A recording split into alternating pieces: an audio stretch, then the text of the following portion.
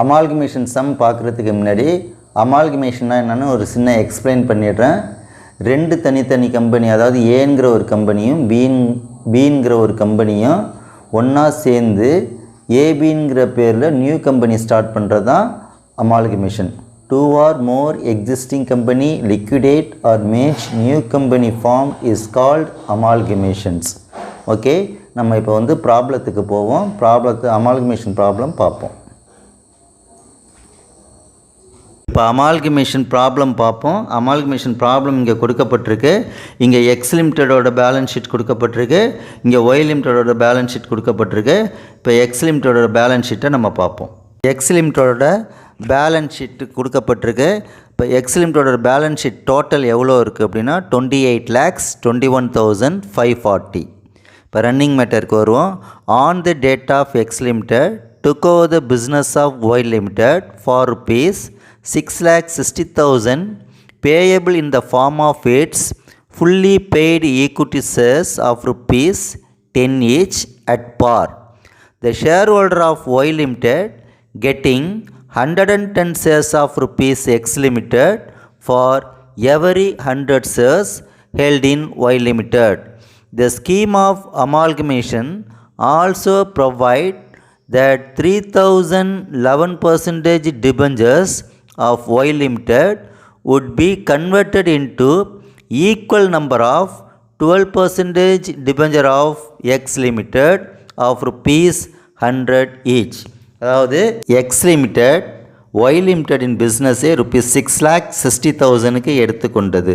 அதுபோல் Y Limited in shareholder Y லிமிட்டடில் வைத்திருக்கும் ஒவ்வொரு 100 ஷேருக்கும் எக்ஸ் லிமிட்டடின் 110 ஷேரை ஃபுல்லி பெய்டப் ஷேராக, அதாவது முழுவதும் செலுத்தப்பட்ட பங்குகளாக பெற்றனர் ஒய் லிமிட்டடின் பங்குதாரர்கள்.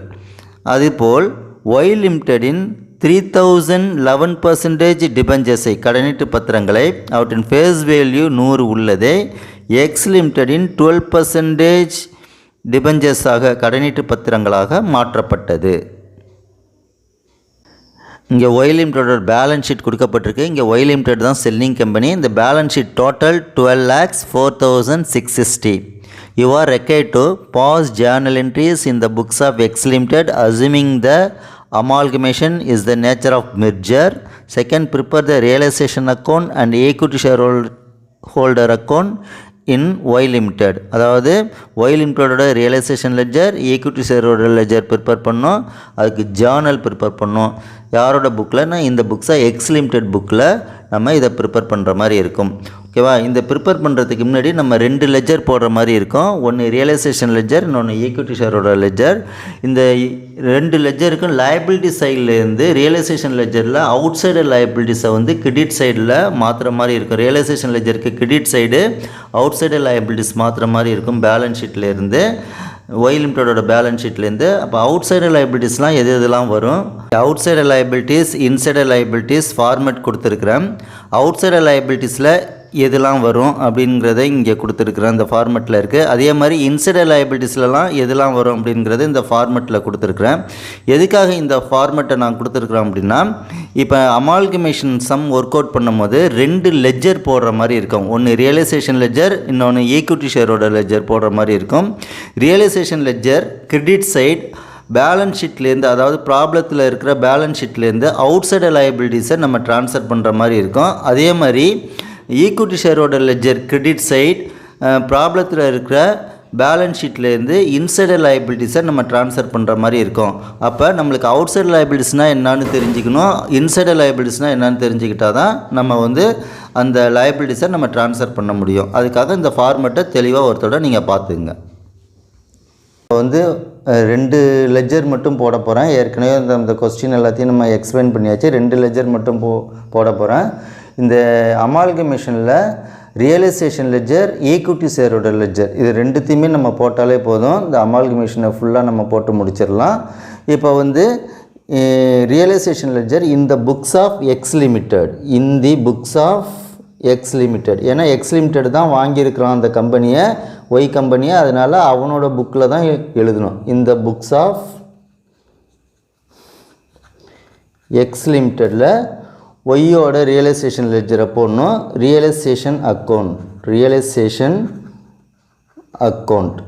இப்போ ரியலைசேஷன் அக்கௌண்ட்டில் வந்து ஒய்யோட பேலன்ஸ் ஷீட்டில் இருக்கிற அசெட்டை ஃபுல்லாத்தையும் ரியலைசேஷன் லெட்ஜரில் டெபிட் சைடில் மாற்றணும். என்னென்ன அசெட் இருக்குது பாருங்கள். ஒய் லிமிட்டடோட பேலன்ஸ் ஷீட்டில் அசெட் சைடில் machinery 5,50,000, furniture 1,35,200, stock 3,15,800, debtors 1,29,300, cash at bank 74,360. அதாவது ஒய் லிமிட்டடில் அசெட் சைடில் ஒய் லிமிட்டடோட அசெட் ஃபுல்லாக இங்கே கொடுத்துருக்குறோம். இந்த அசெட்டை எல்லாத்தையுமே அப்படியே ரியலைசேஷன் லெட்ஜரில் டெபிட் சைட் ட்ரான்ஸ்ஃபர் பண்ணணும். இங்கே அசெட்டில் இருக்கிறது எல்லா அசெட்டும் எங்கே ட்ரான்ஸ்ஃபர் ஆகணும்னா ரியலைசேஷன் லெட்ஜரில் டெபிட்டுக்கு ட்ரான்ஸ்ஃபர் ஆகணும். ஃபஸ்ட்டு டு மிஷினரி எவ்வளோ கொடுத்துருக்கான்னா 5,50,000 கொடுத்துருக்கான். இந்த 5,50,000 கொண்டு வரணும். அடுத்தது ஃபர்னிச்சர் எவ்வளோ இருக்குது பாருங்கள். 1,35,200 இருக்குது. அந்த ஃபர்னிச்சரை இங்கே கொண்டு வரணும். To furniture 1,35,200. அடுத்தது அங்கே ஸ்டாக் இருக்குது அசெட் சைடு. டு ஸ்டாக் எவ்வளோ இருக்குன்னா 3,15,800. அடுத்தது டெட்டாஸ் இருக்குது. டு டெட்டாஸ் எவ்வளோ இருக்குன்னா 1,29,300. அடுத்தது டு கேஷ் அட் பேங்க் எவ்வளோ கொடுத்துருக்கான் அப்படின்னா கேஷ் அட் பேங்க் 74,360. இது கேஷ் அட் பேங்க் வந்து 74,360 இருக்குது. இப்போ இங்கே அசெட்டில் இருக்கிறது எல்லாத்தையுமே ரியலைசேஷனில் டெபிட் சைடில் அப்படியே மாற்றியாச்சு. இப்போது நம்ம அசெட் சைடில் இருக்கிறது எல்லாத்தையுமே ரியலைசேஷன் லெட்ஜருக்கு டெபிட் சைட் ட்ரான்ஸ்ஃபர் பண்ணிட்டோம். இப்போ வந்து லயபிலிட்டி சைடில் இருக்கிறது எல்லாமே ரியலைசேஷன் லெட்ஜரில் வந்து ட்ரான்ஸ்ஃபர் பண்ணும்போது லயபிலிட்டிஸில் அவுட் சைடு லயபிலிட்டிஸை மட்டும்தான் நம்ம ட்ரான்ஸ்ஃபர் பண்ணோம். ஏன்னா அதுக்கான அவுட் சைடு லயபிலிட்டிஸ் என்னென்ன லயபிலிட்டிஸ் இருக்கோ அதெல்லாம் ரியலைசேஷன் லெட்ஜரில் கிரெடிட் சைடு ட்ரான்ஸ்ஃபர் ஆகும். இன்சைடு லயபிலிட்டிஸ்லாம் வந்து ஈக்விட்டி ஷேர் ஹோல்டர் லெட்ஜருக்கு ட்ரான்ஸ்ஃபர் ஆகும். ஏற்கனவே நான் ஃபார்மேட் கொடுத்துருக்கேன். எது எதெல்லாம் அவுட் சைடு லயபிலிட்டிஸில் வரும், எது எதெல்லாம் இன்சைடு லயபிலிட்டிஸில் வரும்னு ஃபார்மேட் கொடுத்துருக்கேன். இந்த சம்மை பொறுத்த வரைக்கும், ப்ராப்ளத்தை பொறுத்த வரைக்கும் இங்கே அவுட் சைடு லயபிலிட்டி, இங்கே லயபிலிட்டிஸில் என்னென்ன இருக்குது பாருங்கள். ஷேர் கேபிட்டல் இருக்குது, கேபிட்டல் ரிசர்வ் இருக்குது, ஃபாரின் ப்ராஜெக்ட் ரிசர்வ் இருக்குது, ஜென்ரல் ரிசர்வ் இருக்குது, ப்ராஃபிட் அண்ட் லாஸ் அக்கௌண்ட் இருக்குது, டிபெஞ்சர்ஸ் இருக்குது, கிரெடிட்டாஸ் இருக்குது. இங்கே அவுட் சைடு லயபிலிட்டிஸ் அப்படின்னா ரெண்டு தான் இருக்குது. ஒன்று டிபெஞ்சர்ஸு, அனதர் ஒன் இஸ் கிரெடிட்டாஸ். இது ரெண்டு மட்டும்தான் இருக்குது. இப்போ இது ரெண்டுத்தையுமே நம்ம என்ன செய்யணும்னா ரியலைசேஷன் லெட்ஜர் கிரெடிட் சைடில் ட்ரான்ஸ்ஃபர் பண்ணோம். இப்போ டிபெஞ்சர் எவ்வளோ இருக்குது பாருங்கள். டிபெஞ்சர் ஆஃப் ₹100 ஈச் வந்து 3 lakhs இருக்குது. இப்போ பை டிபெஞ்சர் 3 lakhs rupees இங்கே ட்ரான்ஸ்ஃபர் பண்ணிடுறோம்.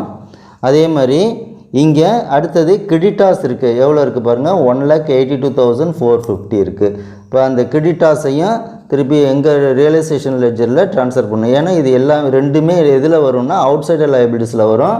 இப்போ 1,82,450 இப்போ வந்தாச்சு. இப்போ இன்னும் ஒன்று நம்ம இதில் போட வேண்டியிருக்குன்னா பர்ச்சேஸ் கன்சிடரேஷன் அந்த பிஸ்னஸை வந்து எக்ஸ் லிமிடெட் ஒய் லிமிடெட் வந்து வாங்கிய விலை அப்படின்னு பார்த்தா என்னன்னா இங்கே இந்த 6,60,000 தான் பர்ச்சேஸ் கன்சிடரேஷன்.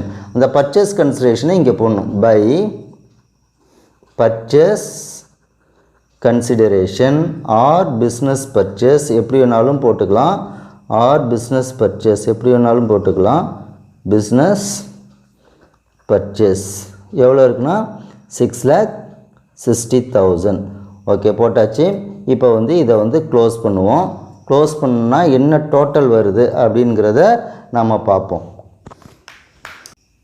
இப்போ ரியலைசேஷன் லெட்ஜரை டோட்டல் பண்ணுவோம். இப்போ கிரெடிட் சைடு வந்து டோட்டல் பண்ணும்போது இங்கே 3 lakhs, 1,82,450, 6,60,000 இருக்குது. இதை டோட்டல் பண்ணோம்னா எவ்வளோ வருதுன்னா இங்கே 11,42,450 இங்கே வரும். 11,42,450 இங்கே வருது.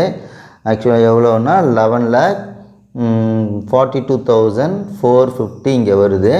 இங்கே டோட்டல் பண்ணால் எவ்வளோ வருதுன்னா இது எல்லாத்தையும் டோட்டல் பண்ணால் இங்கே 12,04,660 வருது. ஸோ இந்த சைடு தான் டோட்டல் ஜாஸ்தியாக இருக்கிறதுனால இந்த அமௌண்ட்டை ரெண்டு சைடு பார்த்துக்கோம். 12,04,660 12,04,660. பேலன்ஸ் ஃபிகர் வந்து இப்போ இங்கே கிரெடிட் சைடு வருது. எவ்வளோ பேலன்ஸ் ஃபிகர் வருதுன்னா 62,180 பேலன்ஸ் ஃபிகர் வருது. இது இது வந்து பேலன்ஸ் ஃபிகர். இந்த பேலன்ஸ் ஃபிகர் நேம் வந்து by equity shareholder loss, by equity shareholder loss. இதே இந்த பேலன்ஸ் ஃபிகர் டெபிட் சைடு வந்துச்சுன்னா பை ஈக்விட்டி ஷேர் ஹோல்டர் ப்ராஃபிட்னு வருது. ரியலைசேஷன் ப்ராஃபிட், இங்கே ரியலைசேஷன் லாஸ் வருது. இப்போ வந்து ரியலைசேஷன் லெட்ஜர் வந்து முடிச்சிட்டோம். அடுத்தது வந்து equity shareholder ledger open பண்ணுவோம். அடுத்தது equity shareholder ledger open பண்ணுவோம். இந்த ஈக்விட்டி ஷேர் ஹோல்டர் லெட்ஜரில் நம்ம எதை கொண்டுட்டு வரணும் அப்படின்னா ஃபஸ்ட்டு வந்து இந்த பேலன்ஸ் ஷீட்டில் எஸ் லிமிட்டடோட ஒய் லிமிட்டடோட பேலன்ஸ் ஷீட்டில் அந்த அசட் எல்லாம் ரியலைசேஷன் லெஜரில் கொண்டு வந்துட்டோம். லைபிலிட்டி சைடில் வந்து அவுட் சைடர் லைபிலிட்டிஸை வந்து ரியலைசேஷன் லெஜரில் கிரெடிட் சைடில் எடுத்துகிட்டு போயிட்டோம். இன்னும் பேலன்ஸ் என்ன இருக்குதுன்னு பார்த்தீங்கன்னா லைபிலிட்டிஸில் வந்து share capital, capital reserve, foreign reserve, general reserve, profit, இது எல்லாமே இன்சைடர் லைபிலிட்டிஸ் தான். இந்த இன்சைடர் லைபிலிட்டிஸை தான் ஈக்விட்டி ஷேர் ஹோல்டர் லெட்ஜரில் கிரெடிட் சைட் கொண்டுட்டு போனோம். ஏற்கனவே இந்த ஃபார்மெட்டில் எதெல்லாம் இன்சைடர் லைபிலிட்டிஸ், அவுட் சைடர் லைபிலிட்டிஸ்னு அவுட் சைடர் லைபிலிட்டிஸ் அப்படிங்கிற ஃபார்மெட் கொடுத்துருக்கேன். அதையும் நீங்கள் பார்த்துங்க. இப்போ இங்கே இருக்கிற லைபிலிட்டிஸில் இருக்கிற இன்சைடர் லைபிலிட்டிஸை ஈக்விட்டி ஷேர் ஹோல்டர் லெட்ஜரில் கிரெடிட் சைடு கொண்டுட்டு போவோம். ஃபஸ்ட்டு ஷேர் கேபிட்டல் எவ்வளோ இருக்குது அப்படின்னு பாருங்கள். 60,000 equity shares are rupees 10 each fully paid 6 lakhs இருக்குது. by share capital 6 lakhs இருக்குது. அடுத்தது பாருங்கள் கேபிட்டல் ரிசர்வ் இருக்குது. கேபிட்டல் ரிசர்வ் இங்கே போடுறேன். by கேபிட்டல் ரிசர்வ் 13,000 இருக்குது. அடுத்தது இங்கே ஃபாரின் ப்ராஜெக்ட் ரிசர்வ் 9,700 இருக்குது. ஜென்ரல் ரிசர்வ் 75,350 இருக்குது. ப்ராஃபிட் அண்ட் லாஸ் அக்கௌண்ட் 24,130 இருக்குது. இது எல்லாத்தையுமே ஈக்விட்டி ஷேர் ஹோல்டர் லெட்ஜரில் கிரெடிட் சைடு எடுத்துகிட்டு போகணும். இப்போ ஃபாரின்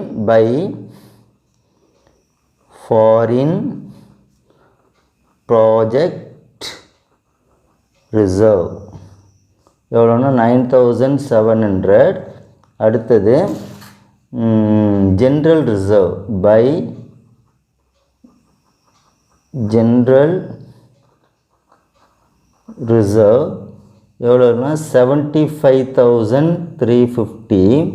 அடுத்தது by profit and loss, profit அதாவது பேலன்ஸ் ஷீட்டில் லைபிலிட்டி சைடில் இருந்தால் அது ப்ராஃபிட்டு, அதே அசட் சைடில் இருந்தால் லாஸ்ன்னு வரும். இது ப்ராஃபிட் எவ்வளோ இருக்குன்னா profit 24,130.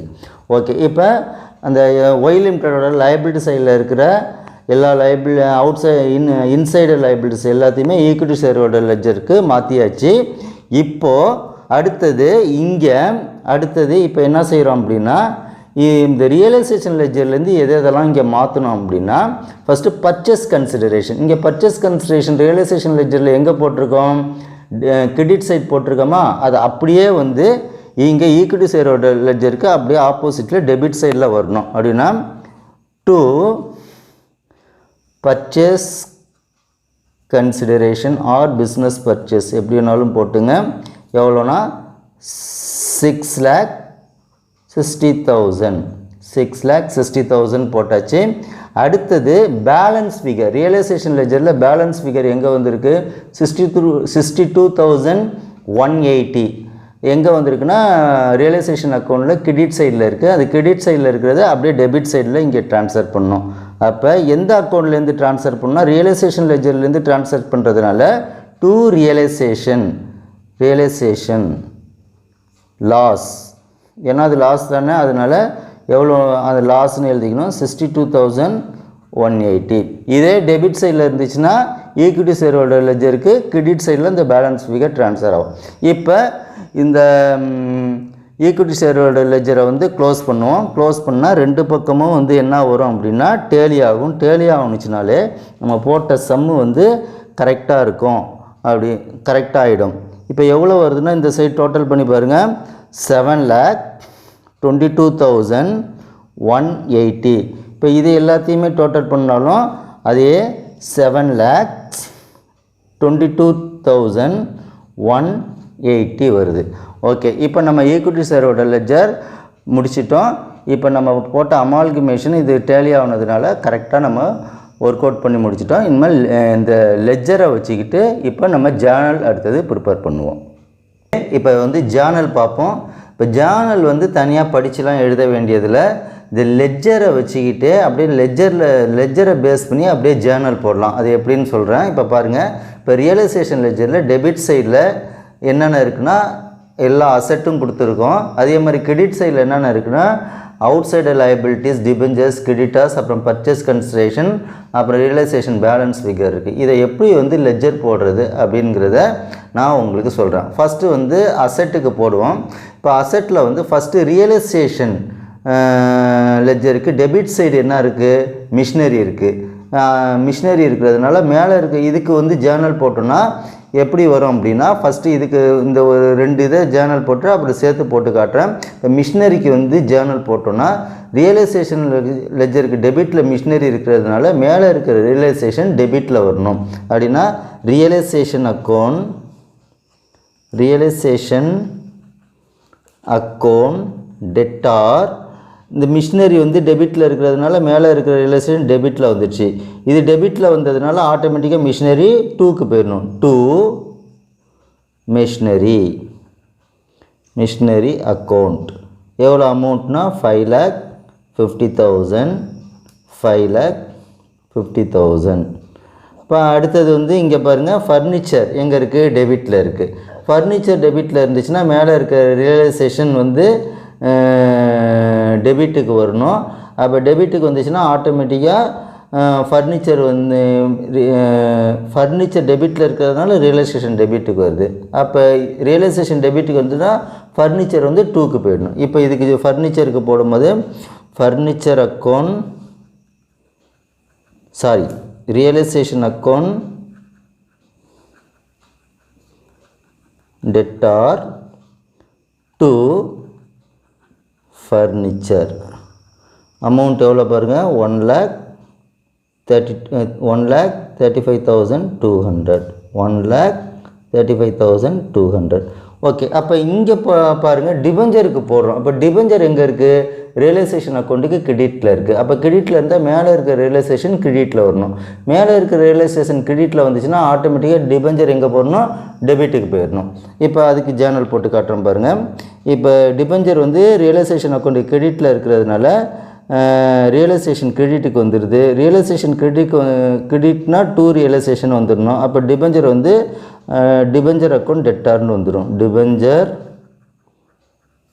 Account debtor to realisation amount எவ்வளோனா 3 lakhs. இப்படி தான் வந்து லெட்ஜரை வச்சு ஜேர்னல் போடக்கூடிய மெத்தடு. இப்போ சம்மை வந்து ஃபுல்லாக போடுவோம். ஓகேவா?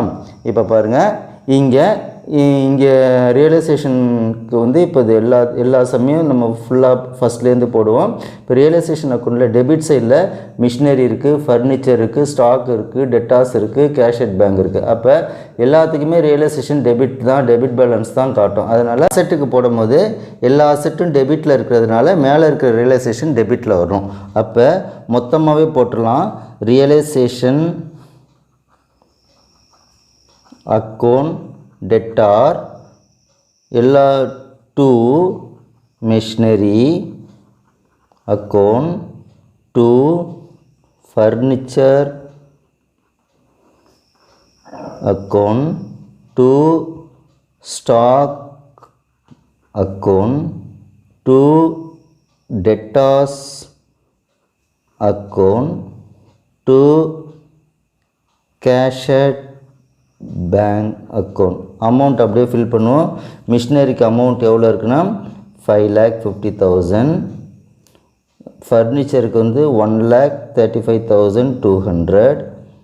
ஸ்டாக்குக்கு 3,15,800. டெட்டாஸ்க்கு 1,29,300. Cash at bank 74,360. அப்போ டோட்டல் எவ்வளோ வரும்னா எல்லாத்தையும் டோட்டல் பண்ணோன்னா 12,04,660. இதுக்கு narration being asset transfer to realization account. Okay, இப்போ ரியலைசேஷன் அக்கௌண்ட்லேருந்து லெஜரை வச்சுக்கிட்டு அசட்டுக்கு ஜேர்னல் போட்டோம். அடுத்தது வந்து இங்கே வந்து லைபிலிட்டி சைடு போடுவோம். லைபிலிட்டி சைடில் அவுட் சைடு லைபிலிட்டிஸை தனியாக காட்டணும், பர்ச்சேஸ் கன்சிடரேஷனை தனியாக காட்டணும். கிரெடிட்டில் இருக்கிறதுனால எல்லாத்துக்குமே account debtor, debenture account debtor, creditors account debtor to realisation அப்படின்ட்டு வர்ற மாதிரி எல்லாத்தையுமே ஒன்றா சேர்த்து இங்கே போட்ட மாதிரி போடக்கூடாது, ஒவ்வொன்றுத்துக்கும் தனித்தனியாக காட்டணும். இப்போ வந்து இங்கே அவுட் சைடு லைபிலிட்டிஸை மட்டும் ஃபஸ்ட்டு எழுதிடுவோம். இங்கே டிபெஞ்சர்ஸும் கிரெடிட்டாஸும் இருக்குது. ரெண்டும் கிரெடிட்டில் இருக்கிறதுனால மேலே இருக்கிற ரியலைசேஷன் கிரெடிட்டில் வரும். எப்படி கிரெடிட்டில் வந்துச்சுன்னா எப்படி ஜேர்னல் வரும்னா debenture account debtor to realisation வரணும். இப்போ கிரெடிட்டாஸுக்கு போடும்போது creditors account debtor to realisation அப்படின்னு வரணும். அப்போ நம்ம சேர்த்து போட்டுடலாம். சேர்த்து போடும்போது debenture account debtor liabilities, debenture account debtor 3 lakhs, creditors account debtor 1,82,450 to realization. ஏன்னா to realization ஏன் வருது, எல்லாமே இந்த டிபெஞ்சரும் கிரெடிட்டாஸும் ரியலைசேஷன் அக்கௌண்ட்டில் வந்து கிரெடிட் சைடில் இருக்கிறதுனால இங்கே to realization வருது. டோட்டல் எவ்வளோ இருக்குன்னா 4,82,450. இதுக்கு narration being outsider liabilities transfer to realization account. Okay, இப்போ இங்கே போட்டோம். இன்னும் பேலன்ஸ் இங்கே என்ன இருக்குன்னா பர்ச்சேஸ் கன்சிடரேஷன் பேலன்ஸ் ஃபிகர் இருக்குது. Purchase consideration or business purchase இதை நம்ம வந்து ஃபஸ்ட்லேயே நம்ம போட்டாலும் போடலாம், இல்லாட்டி இப்போ வருஷெல்லாம் போடுற மாதிரி போட்டாலும் ரைட்டு. ஓகேவா? இப்போ பர்ச்சேஸ் கன்சிடரேஷன் கிரெடிட்டில் இருக்கிறதுனால ரியலைசேஷன் கிரெடிட்டில் வரும். இதுக்கு ஜேர்னல் என்ன வரும், purchase consideration account debtor to realisation. இப்போ இதுக்கு ஜேர்னல் பர்ச்சேஸ் கன்சிடரேஷனுக்கு போடும்போது purchase consideration account debtor or business purchase எப்படி வேணாலும் போடலாம் டு ரியலைசேஷன். அமௌண்ட் எவ்வளோ பாருங்கள், 6,60,000. 6,60,000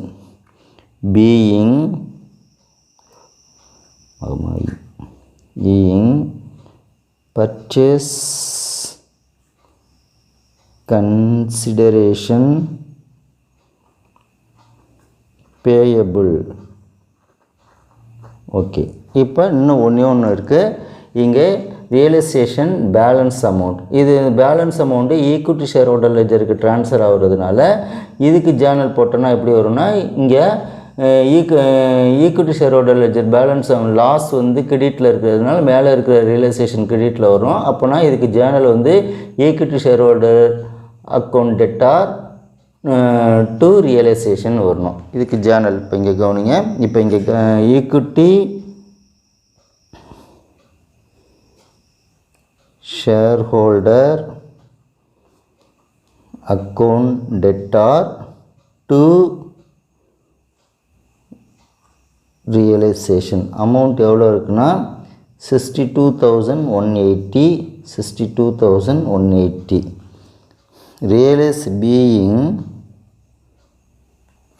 realization loss transfer to shareholder account. Okay, இப்போ ரியலைசேஷன் லெட்ஜரை பேஸ் பண்ணி ஜேர்னல் ஃபுல்லாக போட்டுட்டோம். இதுதான் அதுக்கான ஜேர்னல். இப்போ அடுத்தது வந்து ஈக்விட்டி ஷேர் ஹோல்டர் லெட்ஜரை வச்சுட்டு அதுக்கான ஜேர்னல் நம்ம ஒர்க் அவுட் பண்ணுவோம். ரியலைசேஷன் லெட்ஜரை வச்சுட்டு ஜேர்னல் போட்டு முடிச்சிட்டோம். அடுத்தது வந்து இப்போ ஈக்விட்டி ஷேர் ஹோல்டர் லெட்ஜரை வச்சுக்கிட்டு ஜேர்னல் போடுவோம். இப்போ அதுக்கு முன்னாடி ஈக்விட்டி ஷேர் ஹோல்டர் லெட்ஜரில் கிரெடிட் சைடில் இருக்கிறது எல்லாத்துக்குமே ஜேர்னல் போடுவோம். கிரெடிட் சைடில் என்ன இருக்குதுன்னு பாருங்கள். Share capital reserve, foreign project reserve, general reserve, profit and loss account இருக்குது. இப்போ ஷேர் கேபிட்டலுக்கு ஜேர்னல் போடுவோம். ஜேர்னல் போட்டால் என்ன வரும்னா, ஈக்விட்டி ஷேர் ஹோல்டர் லெட்ஜரில் கிரெடிட் சைடில் ஷேர் கேபிட்டல் இருக்கிறதுனால மேலே இருக்கிற ஈக்விட்டி ஷேர் ஹோல்டர் கிரெடிட்டில் வரும். ஈக்விட்டி ஷேரோட கிரெடிட்டில் வந்துச்சுன்னா ஆட்டோமேட்டிக்காக ஷேர் கேபிட்டல் எங்கே போகும்னா டெபிட்டுக்கு போயிடும். அப்போ share capital account debtor to equity shareholder account அப்படின்னு வரும். அதே மாதிரி இப்போ கேபிட்டல் ரிசர்வுக்கு ஜேர்னல் போடுற மாதிரி இருந்தால் எப்படி வரும்னா, கேபிட்டல் ரிசர்வ் வந்து ஈக்விட்டி ஷேர் ஹோல்டர் லெட்ஜருக்கு கிரெடிட்டில் இருக்குது. அப்போ மேலே இருக்கிற ஈக்விட்டி ஷேர் ஹோல்டர் கிரெடிட்டில் வரும். அது கிரெடிட்டில் வந்துச்சுன்னா ஆட்டோமேட்டிக்காக கேபிட்டல் ரிசர்வ் டெபிட்டுக்கு போயிடும்.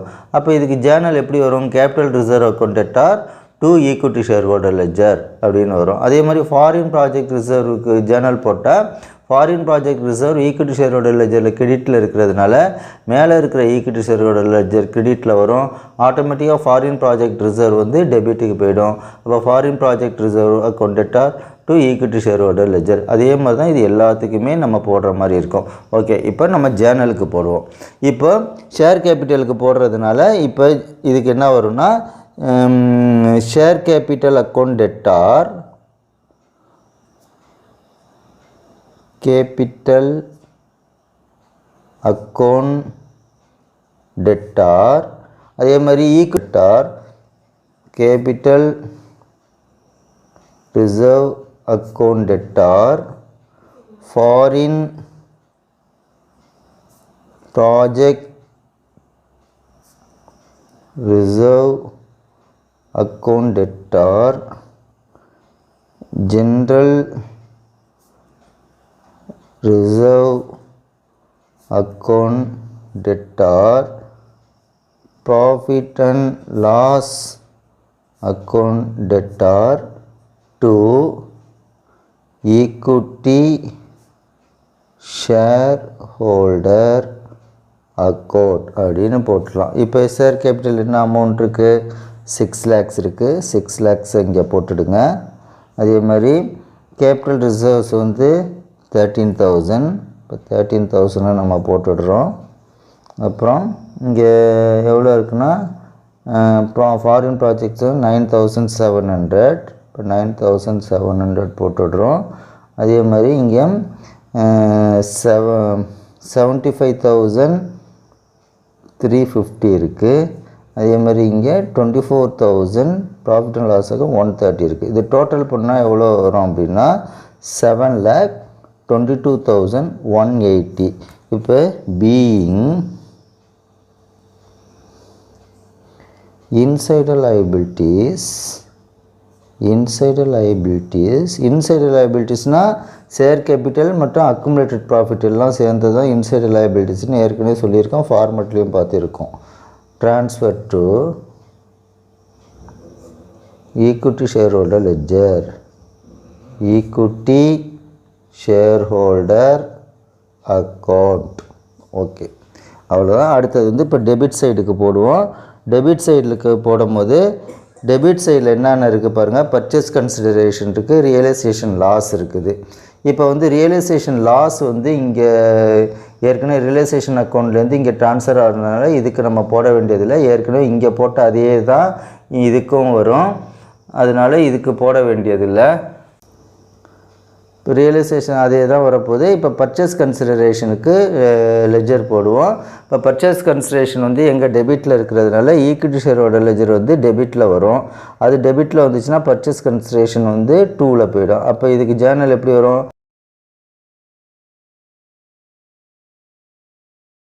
பர்ச்சேஸ் கன்சிடரேஷனுக்கு வந்து ஜேர்னல் போடுவோம். பர்ச்சேஸ் கன்சிடரேஷன் வந்து டெபிட்டில் இருக்கிறதுனால மேலே இருக்கிற ஈக்விட்டி ஷேரோட லெஜர் டெபிட்டுக்கு வரும். அப்போ டெபிட்டுக்கு வந்துச்சுன்னா இது ஆட்டோமேட்டிக்காக பர்ச்சேஸ் கன்சிடரேஷன் வந்து கிரெடிட்டுக்கு போயிடும். இப்போ இதுக்கு ஜேர்னல் போட்டால் எப்படி வரும்? ஈக்விட்டி ஷேரோட ledger account debtor to purchase consideration. ஓகேவா? இதுக்கு journal equity shareholder account debtor to purchase consideration. amount வந்து 62,180 being business purchase paid. Okay, இப்போ எல்லாத்துக்குமே ஜேர்னல் போட்டுட்டோம். இப்போ அமால்கமேஷன் ஓவர்.